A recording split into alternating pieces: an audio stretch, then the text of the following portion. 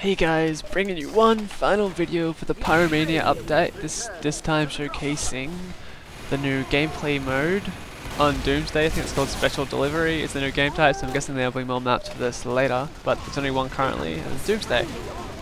Well, I just jumped into this game, by the way, so it's kind of like just, I don't know how far into it we are. And I kill that heavy luckily with the extinguisher. And the greaser combo, very good for quick close quarter combat kills. And sorry, by the way, I'm not using the Pyro's new flare gun. Just didn't look that good, and its stats are pretty basic. It doesn't look very special. It's just got knockback and less damage. Like, I always prefer the flare gun just for that. The crits on burning targets helps heaps for targets in distance which aren't close enough to extinguish. Anyway, in this game type, basically, an intelligence spawns. I can tell it's called Australium in this. And it spawns in the same area every time on this map, and both teams have to rush to get it. Basically, it starts out neutral, and the first team to pick it up is in control of it. They have to get it to this huge rocket in the middle, and basically like a payload cart on, I think, Hightower. They have to ride this little elevator up and put it inside the rocket. At that point, it's the other team's role to make them drop the briefcase. And in 15 seconds it resets back to its original spawn point as neutral again, and the whole process starts over. So yeah, not really anything new in terms of game type, but I don't know, it just presents a varying sort of gameplay compared to control point or payload, I guess. It kind of merges the two together in a weird way. This game type's pretty good, I guess. Like, it's nothing special. I think payload's still my favorite, and that part right there is why I love the flare gun. That high damage on burning targets.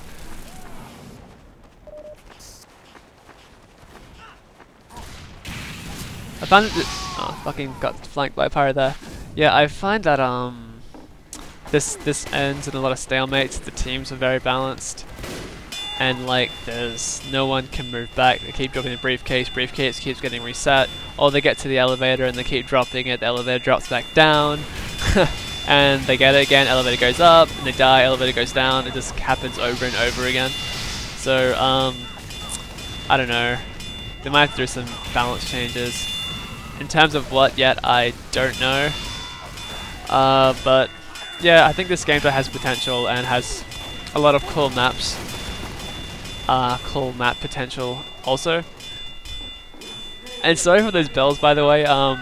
You basically hear a ding every time I do damage, so if someone's on fire you're gonna hear that ding, a recurring ding, to let me know that I'm burning them to death, which is it's what I like. I'm used to them by now. I turn them on just for it. They do help, like when you know you've done damage, especially around a corner, or if you know someone's burning. It feels good. But yeah, I'm sorry if they're annoying. So yeah, the enemy team has got the briefcase to the rocket and they're riding it up now, so they need to be stopped. I will say so. I show a few games in this video, and for like the first 2 or 3, it's kind of unbalanced. Teams are kind of unbalanced in terms of skill level. So yeah, you can't really. But it does get auto scrambled a bit later, so that evens things up and makes for better gameplay. Other thing I wanted to discuss was the release. Yeah, that's the first game. Yeah, the other thing I wanted to discuss was the release of the Source Filmmaker. I can't wait to use it, but I'm still waiting for a key. A few of my friends have got it, and I've watched all the tutorial videos a few times just so I can understand the program. And I might do out some storyboards or some things I want to make later. For engineer. Yeah, extinguisher also rocks. It's 195 damage for a burning target. But it can't do anything when you got no health against the heavy and he sees you. But yeah, Source Filmmaker basically it lets you make really cool animations. It comes with like all the TF2 assets.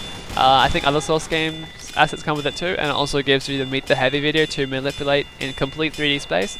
So I've seen people make a lot of stupid edits of this, which I personally don't like. People aren't really using the program to its full potential yet. They're just doing stupid shit, and I was hoping that's what wouldn't happen.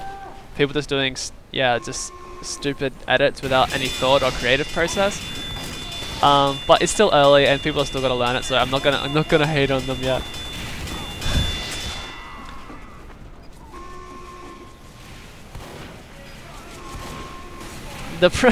Also another thing is there's a lot of the time on this map there's a lot of mini sentry spam, so they're just fucking everywhere like little flies always picking away at you.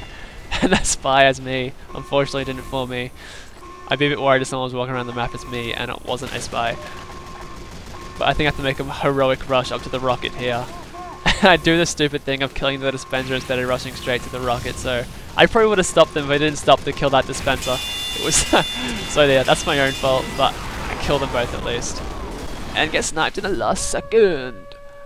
Okay, and yeah, the team's got auto balanced here, and it's more balanced here. Spy is Pyro. So yeah, see here, this is where it spawns, and it's neutral right now. No one can pick it up until a time has passed, and then everyone's free to go for it. So at this point, it's pretty much just fighting for control of the intelligence territory. See it? Here we go, 3, 1. So a scout got it. Often good to either go with a tank class and escort them back to the rocket, or a scout can rush back there and see how far he gets. Don't be sucky. So yeah, I'm gonna try to escort the scout back to the rocket. There doesn't seem to be much opposition yet, so we're in good shape now to capture this.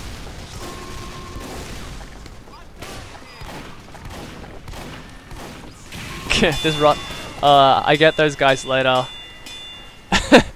Very annoyingly, but that soldier got lucky, he got saved by a heavy.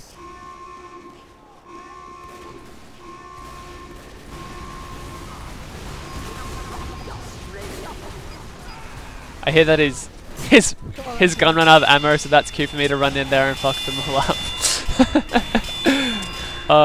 And that was successful, luckily. But yeah, I'm kind of disappointed that the Pyro didn't get a new primary or a new melee. He only got the new flare gun.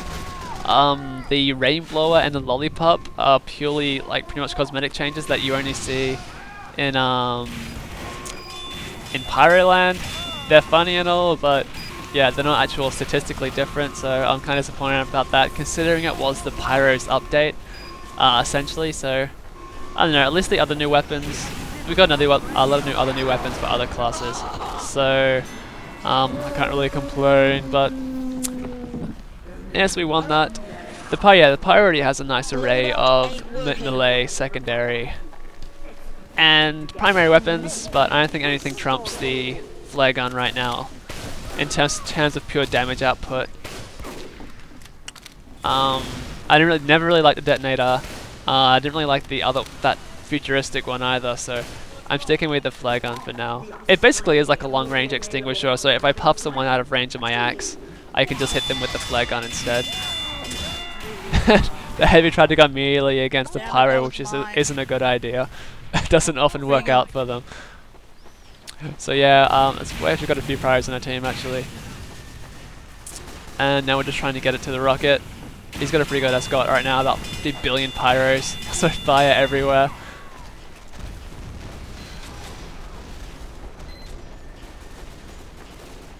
Sentry gun on the point, someone take it down.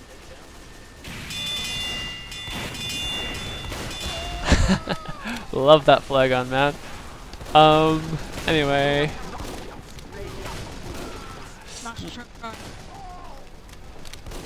This is probably my least favorite game type in TF2 right now. Well, other than Arena, I don't play Arena very often. I used to, but I like to have an objective going in games rather than just pure TDM. I know other guys just like killing, which is pretty much what mostly you do in this game anyway. But it's just nice to be working towards something while you're doing the killing, I suppose.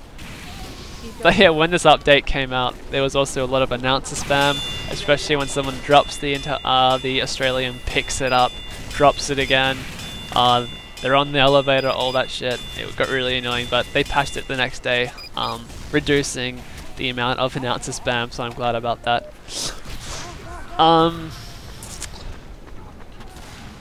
They actually did a lot of balance changes in this patch. Actually, I'll show you go through them all in this video, just for those who didn't read them.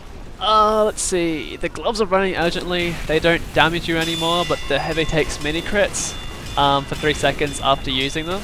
So I think that's a really good balance, because recently you could just run straight into battle.